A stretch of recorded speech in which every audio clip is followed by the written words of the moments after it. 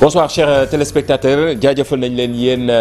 ñi taamu programme bu télévision Futur Média tey di vendredi 26 juillet 2024 soir d'info comme ni ñu koy defee bis bu ne altine ba àjjuma ñi ànd ceeg rédaction bu télévision Futur Média waxtaanee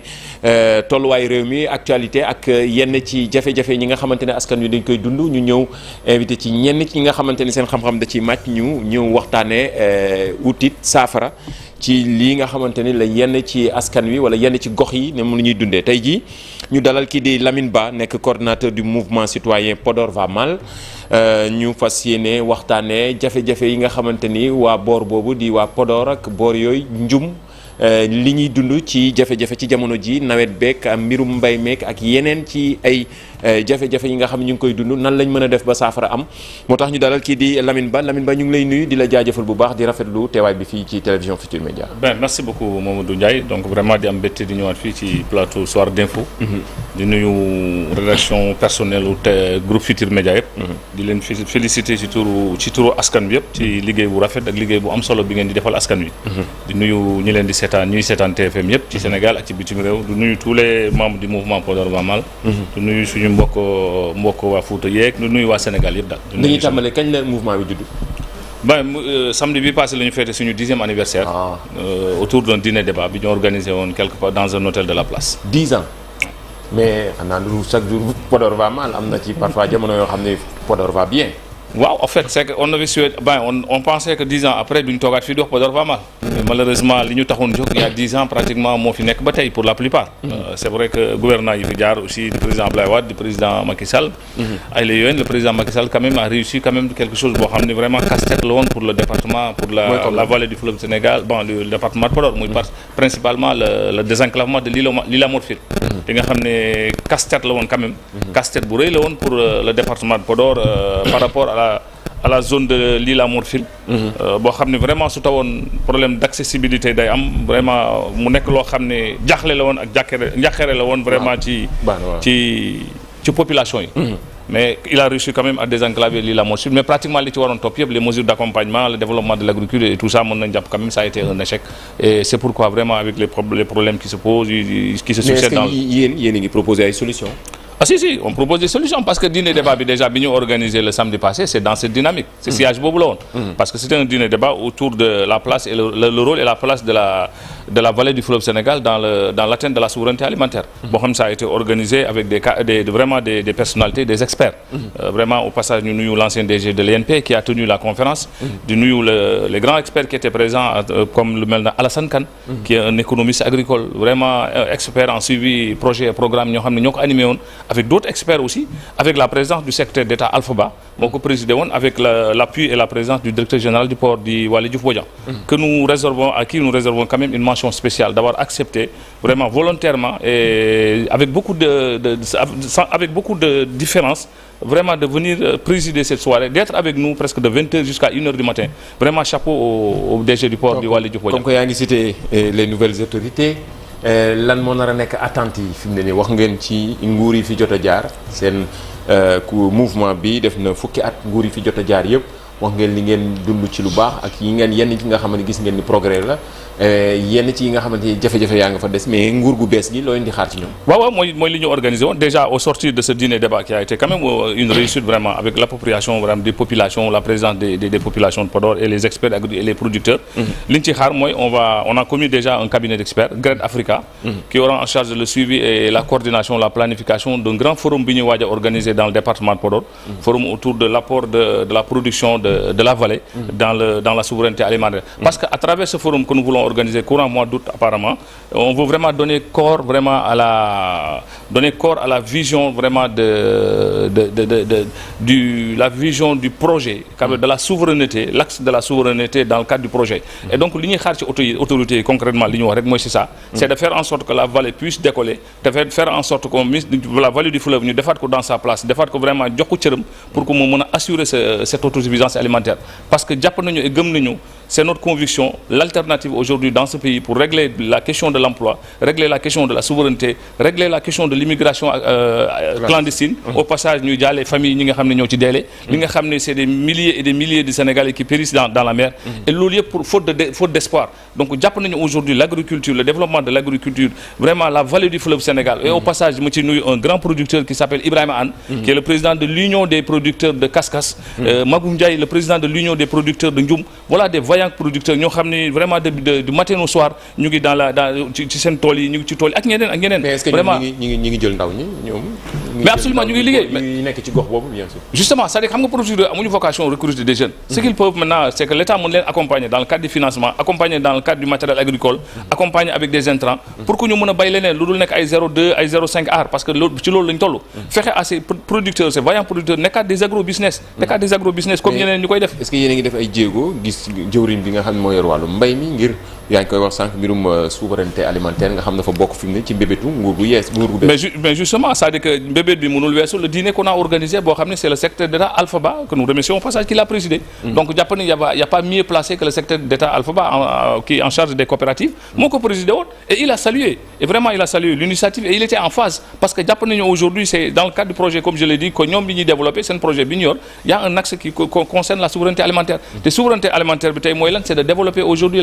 développer l'agriculture. Donc ci jéego yooyu lañ nekk on a organisé ça génn nañ ci on est en train de faire notre rapport de synthèse on a commis un cabinet d'experts GRED Africa qui est en charge de la coordination vraiment le suivi de cette affaire parce que nous voulons que mu am suite voulons que mu am des suivis mu am nga xam ne au sortir de ce grand forum que nous voulons organiser dans le département ñu am un document stratégique ñu am un document mu nekk la contribution du mouvement citoyen Podor va mal dans l'atteinte de la souveraineté alimentaire parce que ci loolu la ñuy dox et jàpp nañu la contribution bi ñu war a mën a indi c'est ça ce que les producteurs diront ce que les experts vont proposer autour d'un document stratégique ñu mën ko joxe mën ko. est-ce que yéen a ngi collaborer ak autorités locales yi foofu. te Podor Podor xalaat autorités locales yi nga xam ne ña ngi foofu muy maire yeeg ñenn ci ñi nga xamante ne ay wax nga lim nga fi léegi ay kilifa am na ñeneen ñoo xamante ne donte ñi ngi ci wàllu politique mais beneen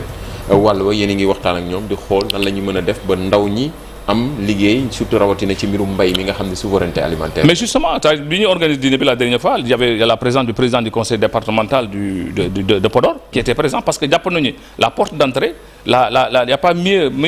la voie la plus indiquée aujourd'hui dans le département quand on parle de la vallée on parle du département de Podor. Le président du conseil départemental au nom de tous les maires il était présent il a apporté sa contribution. Donc ñu ngi ciy remercier mooy c'est comme le cas des autres leaders qui étaient présents à cette manifestation. Parce que jàpp nañu ñun comme je l'ai dit tout à l'heure que ce dîner bi ce n'est qu'un prétexte on l'a organisé ñu mën a déclencher la dynamique maintenant notre objectif c'est d'aller vers le grand forum que ñu bëgg a organiser dans ce département de Podor et on va réunir tout le monde tous les partenaires techniques tous les producteurs tous les jeunes ñu mën a jël affaire bi approprié gu ñu def su génn ci avec un rapport génn ci avec une contribution. Voilà après nga wax ñu forum boobu kañ la ak naka la war a mën a amee fàttali téléspectateurs yi que ni tey dañu dalal kii di Lamine Ba di coordinateur du mouvement citoyen Podor va mal waxtaanee Podor ak jafe-jafe ndaw ñi wutum liggéey beeg mbirum mbay meeg souveraineté alimentaire bi nga xamante dafa nekk mbébétu nguur gu yees gi ak seen mouvement bi nan lañ mën a taxawee wax na ko sànq nguur yi nga xam ne ñoo fi jot a jaar liñ fa def ba tey am na yeneen yi nga xamante ne ba tey waa Podor ñu ngi koy xaar moo tax bu ñu nee Podor nag ne tund boobu yëpp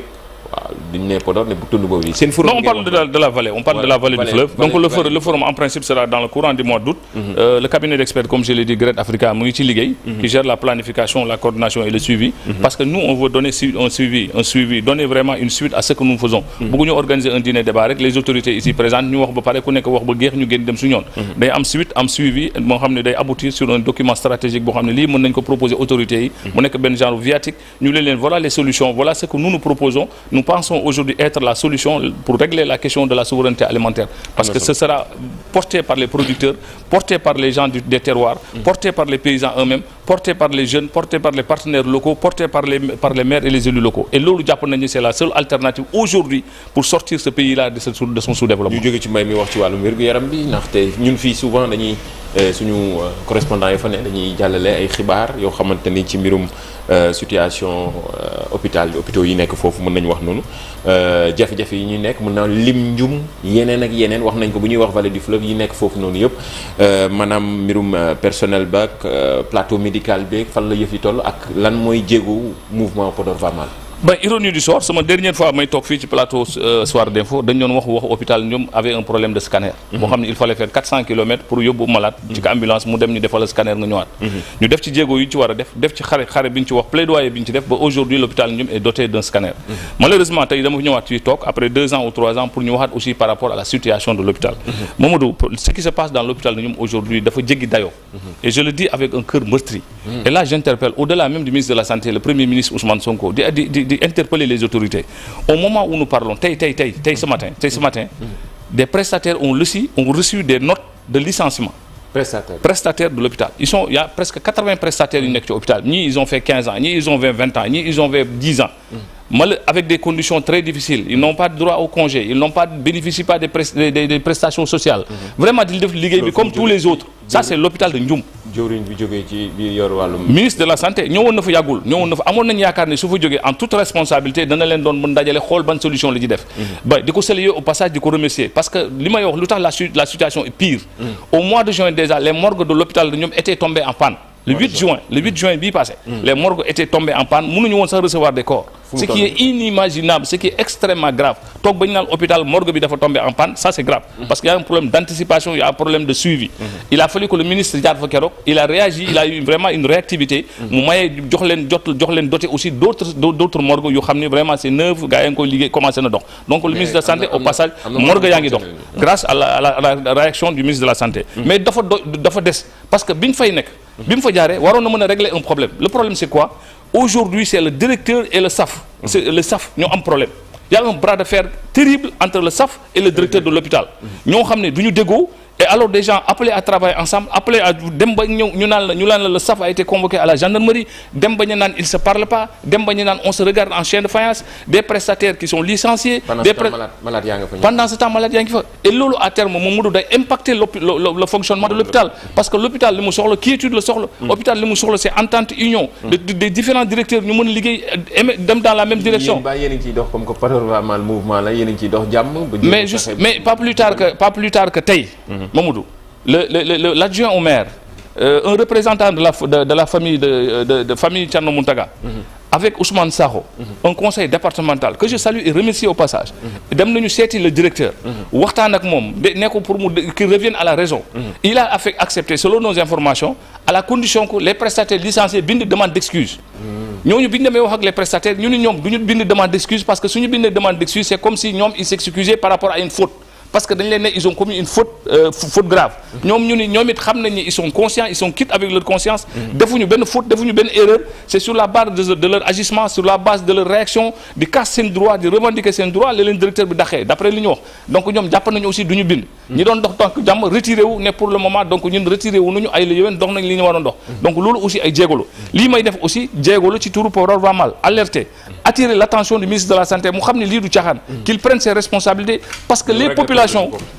ils ont décidé à ce que suñ ko réglé wul aller dans le cadre de l'organisation d'une marche pour demander même le départ du directeur ou des gens qui ont xamné dañuy dem vers un blocage de l'hôpital parce que lolu day impacter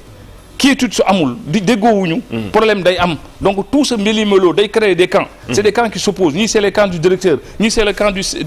SAF des syndicats ñu ngi ci dugg en action le syndicat Gësëm de Balo Dia Thiam d'après mes informations dugg na ci donc déjà je dis il doit être au niveau de l'hôpital donc ça devient autre chose donc avant dara di xew avant que muy am leneen que le ministre de la Santé le Premier ministre jël leur responsabilité par rapport à cet hôpital là loolu dafa am solo xam naa nañ dégg message bu am solo boobu nga wax ci jafe-jafe yi nga xam ne hôpitalu Ndioum mi ngi koy dund ci jamono ji ci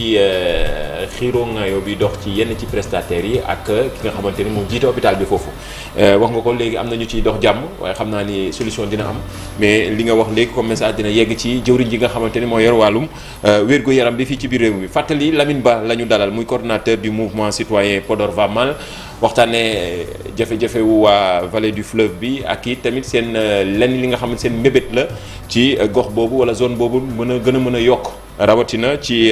tolluwaay yi àddina ak fii réew mi toll loolu dafa nekk lu am solo waaye mënuñu bañ a waxtaanee actualité na boo ne mouvement di nga xalaat ay mouvement politique ba xam naa yéen da ngeen yëngul ci wàllum politique. wala non nous sommes restés vraiment ñun mouvement citoyen lañu. Ce qui nous intéresse c'est de faire des plaidoyers pour les populations. su doxee ay la yeween ñu tàccu su doxul aussi ñu rappeler ñu attirer l'attention nous sommes contre personne. nous combattons personne nous combattons juste pour la cause noble. li ñu bëgg mooy que les populations mën a gis seen bopp que le développement de ce pays nekk réalité que émergence nekk réalité que ce soit les populations de Podor que ce soit les populations de Dindi Ninifécha que ce soit les populations de Bakel de Casamance que Sénégal mën a naat nit ñi mën a gis seen bopp nit ñi mën a dox am la tête vraiment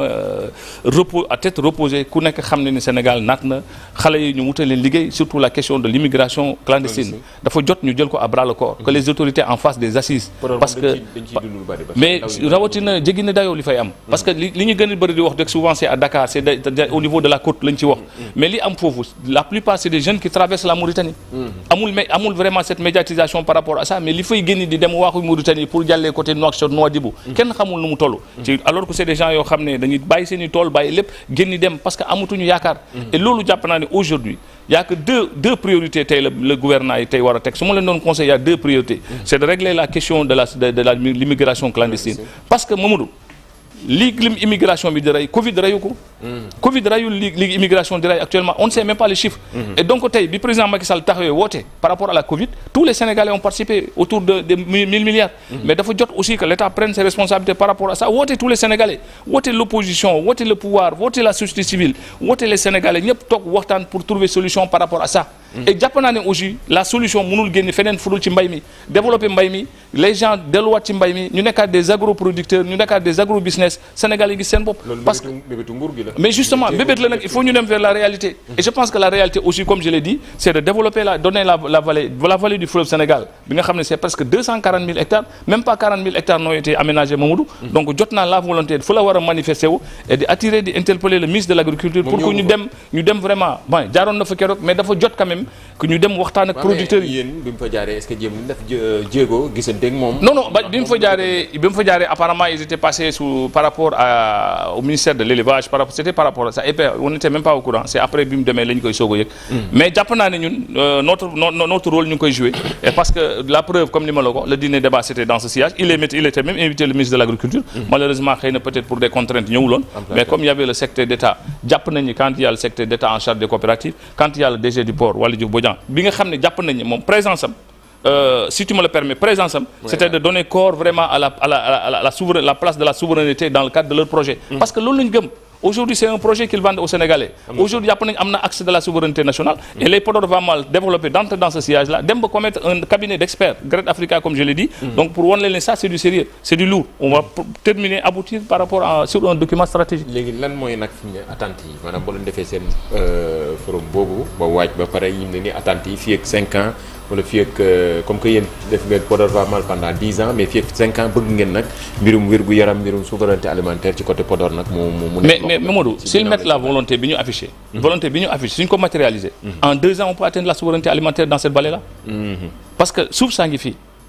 ndox baa ngi fii les bras sont là les experts sont là Alassane Kane bi ma la wax y a pas mieux que lui expert les gens sont là les producteurs sont là les terres sont là mais que le matériel agricole ñëw financement yi ñëw ci baykat yi parce que si on te dit ba fii ñuy wax ni au mois de juillet ñu ngi ci mois de juillet dugg août le comité de crédit au niveau de Kaskas wala ne s'est même pas encore réuni pour ça nga xam ni ça c'est y a urgence et le ministre il est interpellé et jàpp nañ ni tey aujourd'hui l'urgence et l'alternative c'est ça et volonté bi ñu affiché suñ ko matérialiser aujourd'hui la vallée du fleuve rien que la vallée peut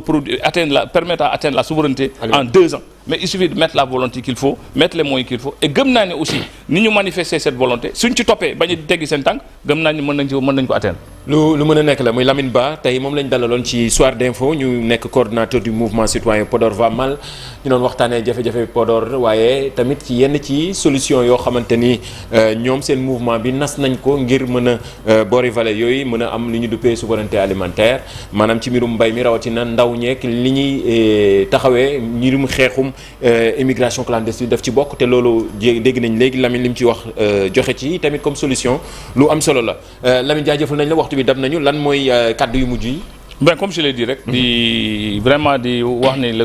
que le Premier ministre comme je l'ai dit tout à l'heure le DG du port que ñu ngi jëm vers l'organisation de ce grand forum au mois d'août que le cabinet d'experts Great Africa va piloter suivre et tout ça ñu ngi koy waajal et puis la date suñu jàppee date bi ils seront informés et dañu bëgg suñuy aboutir ñu aboutir par un document stratégique qu'on mettra entre les mains de ces autorités du Premier ministre de ministre de l'Agriculture à travers notre ambassadeur qui est le DG du port. Bon, je ne pourrais et j'espère que le ministre de la Santé le Premier ministre aussi l'urgence aujourd'hui c'est de régler la question de l'hôpital de Ndioum, des prestataires licenciés, d'un bras d'affaires qui existe entre le SAF et les directeurs. Loolu c'est day dem à l'encontre de la quiétude des malades. Et Mamadou, si tu me le permets, je vais terminer par rendre un hommage à un jeune. C'est un jeune quand même. Il s'appelle Moussa Diédhiou. Parce que si Podor Vamal a pu réussir à organiser tout ça, c'est grâce à lui. C'est un jeune, hein. C'est un jeune. C'est même pas quelqu'un qui est dans l'état ou tout ça. Mais c'est un jeune vraiment dynamique. Dans ce département de Podor boo xam ne moom il est de Pastef moi je suis pas de Pastef mais quand même lépp lu Podor Vamal di yëkkati moo ci jiitu moo ci dox et donc vraiment Moussa dañ koy rendre un hommage vraiment daf ci taxaw wax ci et vraiment lu ñu ci war a def yëpp da ko ci def donc vraiment je tenais à lui dire merci et à lui dire que Podor Vamal lui sera reconnaissant sur toute la ligne donc il n'est ni ministre il n'est ni DG ben c'est un jeune comme ça boo xam ne comme je le dis tout à l'heure jaajëfal nañ la Lamine moo tax li ma naan mouvement bi ba mbirum politique nekku ci ndax yooyu moom non Mamadou gis nga xam nga ko def 10 ans ku def 10 ans je pense que si doon mouvement rek du ma sañ taxawaat fii dëgg la mais jàpp naa ne